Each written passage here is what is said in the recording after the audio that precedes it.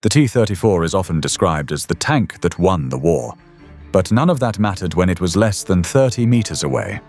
At that distance, there was no legend, no production statistics, just 26 tons of steel moving directly toward you.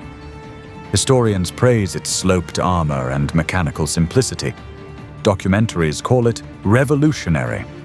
Some describe it as unstoppable. And the moment the ground beneath your boots began to shake, the myth ended. Because at close range, the T-34 was not a symbol of industrial power. It was weight, momentum, steel closing the distance. And if you didn't stop it in the next few seconds, it would not stop. Not for the trench. Not for the men inside it. Today, we're going to break down what it was actually like to face a T-34 in close combat, why early German anti-tank weapons struggled against it, how infantry were forced into desperate improvisation, and why the most terrifying moment was often not when the tank fired, but when it kept coming. And in the summer of 1941, thousands of German soldiers were about to experience exactly that moment for the first time. They had trained for speed, for maneuver, for breakthroughs. They had not trained for this. When Operation Barbarossa began in June 1941, German forces believed they possessed the most experienced armored army in the world. They had defeated Poland and France with speed and coordination that stunned Europe. Their panzer divisions had perfected maneuver warfare. Then, deep inside Soviet territory, they encountered something many had never seen before: the T-34. Its 45mm sloped frontal armor rendered the standard 37mm K-36 largely ineffective at typical engagement distances. Shells that would have penetrated earlier, Allied tanks frequently deflected at angles German gunners had not anticipated. Even early Panzer III and IV models struggled against it under certain conditions. The technological shock was real, but it was only part of the story. Because tanks rarely fight alone. They advance behind artillery, exploit breakthroughs, and push through weakened sectors. And when a T-34 broke through a defensive line, it did not always stop at a comfortable distance. Sometimes it kept advancing, straight toward the infantry. Veterans often recalled that they heard it before they saw it. A low metallic rumble, the grinding of tracks against frozen earth or mud, a vibration that seemed to travel through the soil before the silhouette appeared through smoke, snow, or morning fog. On the Eastern Front, visibility was often limited. When a T-34 suddenly emerged at less than 50 meters, reaction time collapsed. Rifle fire was useless. Standard grenades were unreliable. Anti-tank guns were not always positioned where they were needed. Infantry caught without heavy support faced a brutal reality. They had to stop it themselves, and sometimes they had less than 10 seconds to decide how.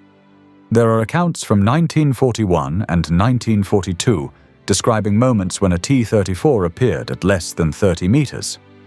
At that distance, training manuals lose meaning.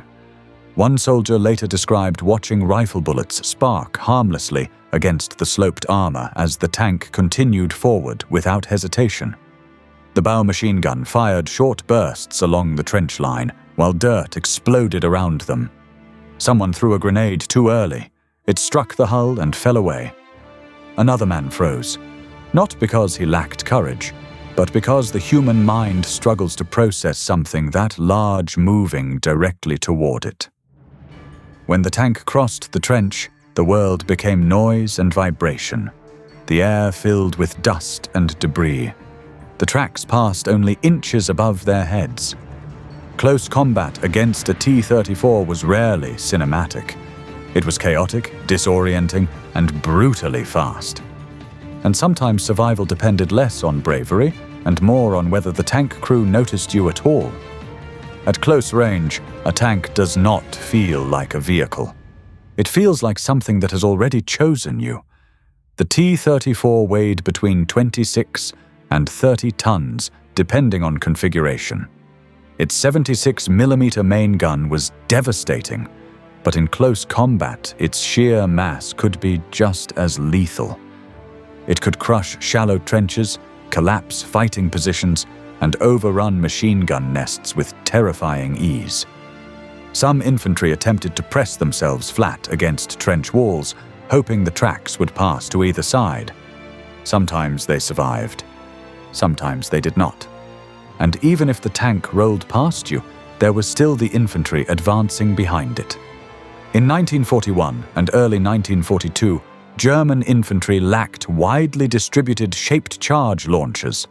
The Panzerfaust and Panzerschreck would only become common later in the war. So soldiers improvised. Bundled stick grenades were one method. Several explosives tied together to increase blast force. If placed precisely near suspension components, they could immobilize a tank. But doing so required closing the distance, very close. Molotov cocktails were also used. Although the T-34's diesel engine made it less flammable than gasoline-powered vehicles, flames could still damage external components or obscure the crew's vision. Again, this required exposure. Magnetic anti-tank mines, Haftladungen, demanded even greater resolve. A soldier had to approach the tank and physically attach the explosive to its armor. Imagine running toward a machine that is actively firing, the hull-mounted machine gun sweeping, the turret rotating, the ground trembling beneath your feet, and you must reach out and touch it. Close combat against a T-34 was not a balanced duel. It was calculated desperation. In villages and cities, the danger intensified. Open terrain allowed for long-range engagement. Urban combat compressed distance into narrow streets and blind corners. A T-34 turning into a street at 20 meters left, almost no time to react. Engines echoed between buildings. Dust and debris limited visibility. Escape routes narrowed. German soldiers sometimes positioned themselves in upper floors or basements, waiting for a fleeting opportunity to strike weaker armor sections. Timing was everything. If you hesitated, the turret could pivot. If you misjudged the angle, you were exposed. If supporting infantry saw you first, survival chances dropped dramatically. Urban encounters were violent and brief, measured in seconds. Close combat was not entirely one-sided.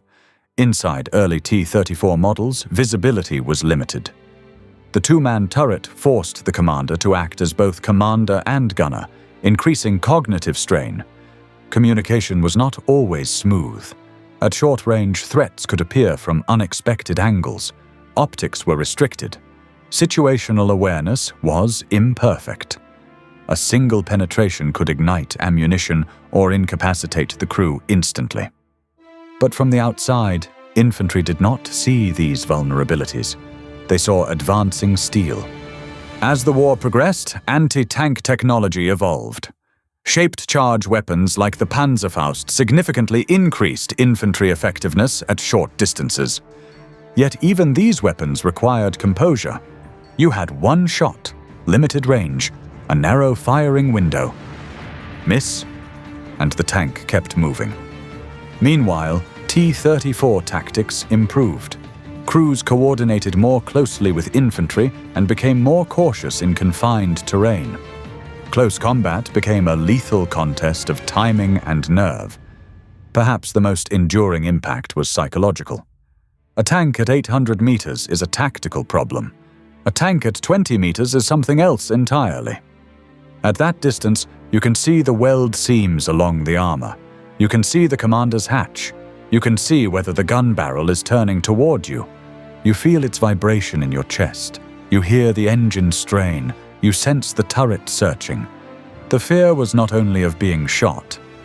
It was of being crushed, of being erased by something that did not require precision to kill you. It only required momentum. This changed how infantry used terrain. It reinforced ambush tactics and hardened defensive positions. But it never removed the fear entirely.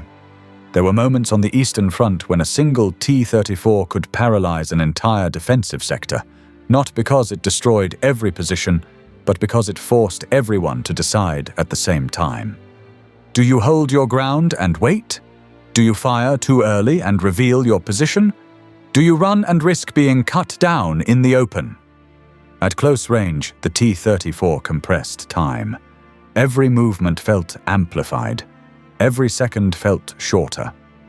Veterans later recalled that it was not the explosion that haunted them most. It was the approach. The slow, relentless advance of something that did not hesitate, did not tire, and did not feel fear. In that moment, the battlefield stopped being about armies. It became personal. And that is what made close combat against a T-34 so terrifying. The T-34 was not invincible. It had mechanical flaws and ergonomic limitations. It suffered heavy losses throughout the war. But at close range, in the wrong place, at the wrong time, those weaknesses did not matter. What mattered was that it could survive long enough to reach you. And once it did, the fight was no longer about doctrine or industrial output. It was about seconds. Seconds to aim, seconds to throw, seconds to decide whether to stand or run. When historians call the T-34 the tank that saved the Soviet Union, they speak of production numbers and operational depth. But for the men who faced it at close range, it was something far simpler. It was the rumble in the trees, the shadow through smoke, the steel shape emerging from fog, and the realization that if you did not stop it immediately, it would not stop for you.